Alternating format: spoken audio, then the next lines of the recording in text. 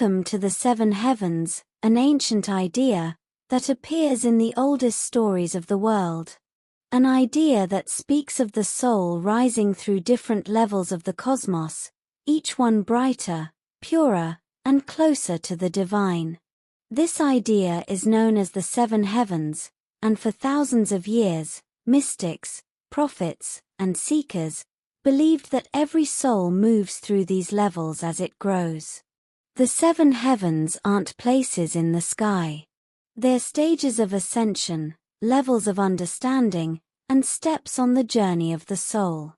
In the ancient world, people looked up and saw seven wandering lights in the night sky: the moon, Mercury, Venus, the sun, Mars, Jupiter, and Saturn. They believed each one ruled a different layer of the heavens, a different realm of spiritual energy. And so the sky became a map of the soul's journey, a ladder of light rising from the earthly world to the presence of the divine. The first heaven was seen as the realm of beginnings, the place where the soul awakens, where awareness expands, and where you start to see life differently. It's the moment when you realize there's more to the world than what you can touch, when intuition stirs, and when the heart opens for the first time.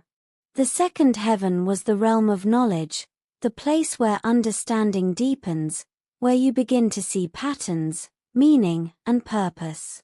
It's the stage where you start to recognize that life is guided, that events connect, and that nothing is random.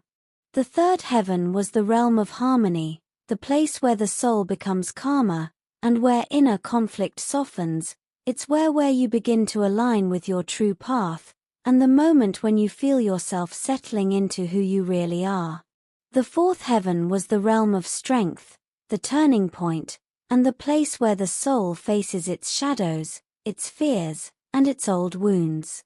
It's the stage of refinement, the moment when you're tested, not to break you, but to prepare you for what comes next. The fifth heaven was the realm of light, the place where intuition becomes strong, where guidance feels clearer, and where you sense the presence of something higher. It's the stage where the soul begins to shine from within, where you feel connected, protected, and quietly awakened.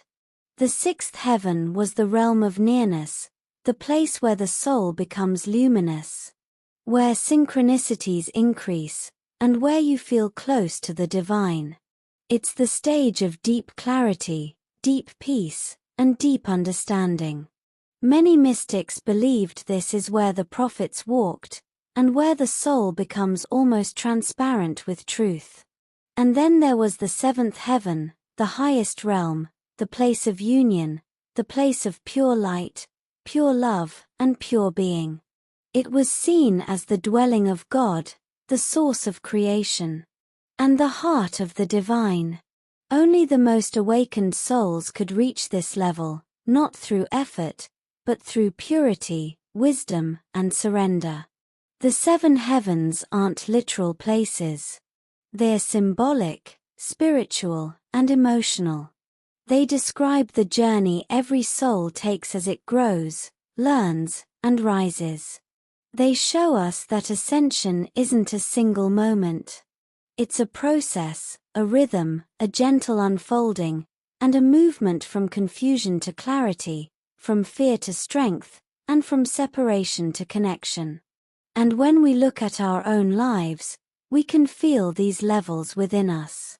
The awakening, the learning, the harmony, the tests, the light, the nearness, and the union. We rise, we fall, and we rise again.